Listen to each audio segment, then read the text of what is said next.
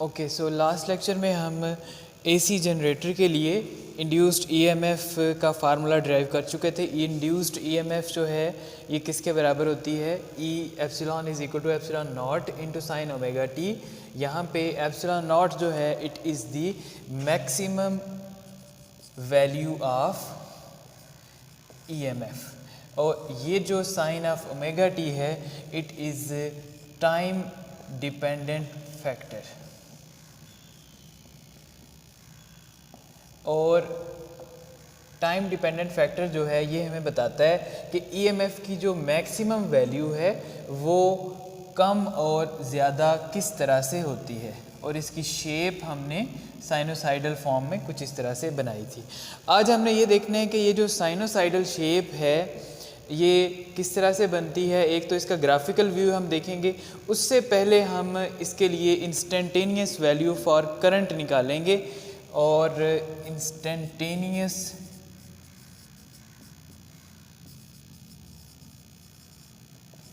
Current,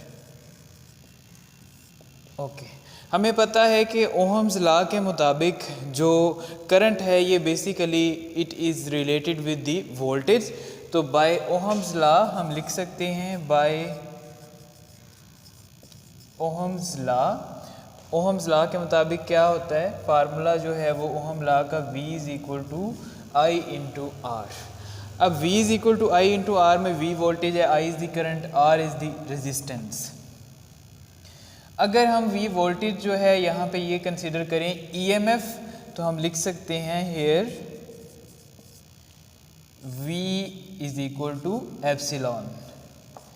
और इससे ये फार्मूला जो है इसमें क्या तब्दीली आएगी? हम I जो है एक तरफ लिख सकते हैं वैसे भी, और V की जगह हमने E लिख लिया और divided by resistance. So this formula will be used to find out the value of instantaneous and maximum current in the circuit that is induced. Okay, so यहाँ पे जो एप्सिलॉन है इसकी वैल्यू हम ऑलरेडी कैलकुलेट कर चुके हैं। Epsilon की ये वाली वैल्यू इसमें पुट करेंगे तो हमारे पास करंट की वैल्यू कुछ इस तरह से आएगी, एप्सिलॉन डिवाइडेड बाय आर। तो एप्सिलॉन की जगह पे हम पुट करेंगे epsilon naught into sine of omega T. Okay, sine of omega T जो है अगेन यहाँ पे शेप को डिफाइन कर रहा है, और epsilon not divided by capital R को हम अलहदा लिख लेते हैं, साइन ऑफ ओमेगा टी को अलहदा लिख लेते हैं। अब यहाँ पे ये जो वैल्यू है it is the value of maximum current and this I is instantaneous current. किसी ख़ास वक्त के ऊपर, किसी ख़ास इंस्टेंट के ऊपर जो करंट की वैल्यू है वो ये होगी आई के बराबर, और मैक्सिमम वैल्यू जो है वो इसके बराबर होगी। इसका मतलब ये हुआ कि हम मैक्सिमम वैल्यू की जगह पे आई नॉट पुट कर लेते हैं और साइन ऑफ ओमेगा टी साथ में मल्टीप्लाई हो जाएगा, और यहाँ पे आई नॉट जो है ये हमने पुट किया है epsilon not divided by capital R. So this is the equation जो हमें बताएगी इंस्टेंटेनियस करंट और मैक्सिमम करंट के दरमियान रिलेशन को। अगेन यहाँ पे ओमेगा जो है इसको हम 2 पाई f लिख सकते हैं, एंगुलर फ्रीक्वेंसी, और ये लीनियर फ्रीक्वेंसी, दोनों को आपस में रिलेट करता हुआ रिलेशन है। इसको यूज़ करें अगर तो हमारे पास I किसके बराबर आ जाएगा? I naught into sine of 2 pi f into t. Okay, so this relation is the relation for current, induced current that is produced in the circuit due to the induced EMF. अब इसमें देखें अगर तो हमें नज़र आ रहा है कि ये फ्रीक्वेंसी और टाइम के ऊपर डिपेंड करता हुआ फैक्टर है। इट मीन्स कि हम इस करंट को I को प्लॉट कर सकते हैं टाइम और फ्रीक्वेंसी के लिहाज से।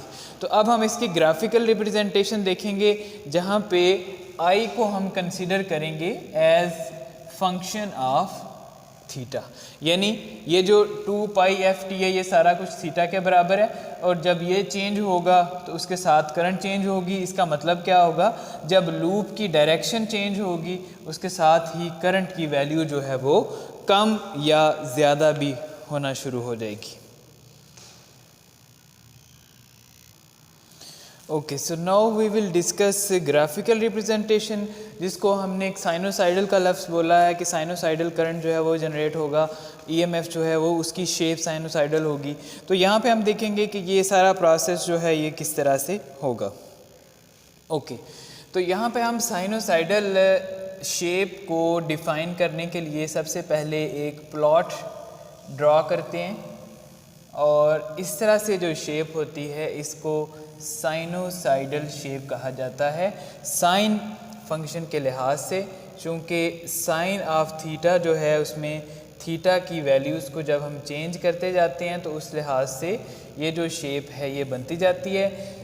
यहाँ पे इनिशियली वैल्यू 0 होती है इसकी x और y में, उसके बाद इंक्रीज़ होती होती एक मैक्सिमम पॉइंट आता है यहाँ पे, उसके बाद ये डिक्रीज़ होना शुरू हो जाती है, फिर 0 हो जाती है, फिर इसकी वैल्यू नेगेटिव होना शुरू हो जाती है, और अगेन ये एक नेगेटिव पीक आ जाती है, उसके बाद 0, और ये सारा साइकिल इसी तरह से रिपीट होना शुरू हो जाता है, पॉजिटिव नेगेटिव पॉजिटिव 0 फिर नेगेटिव फिर उसके बाद 0।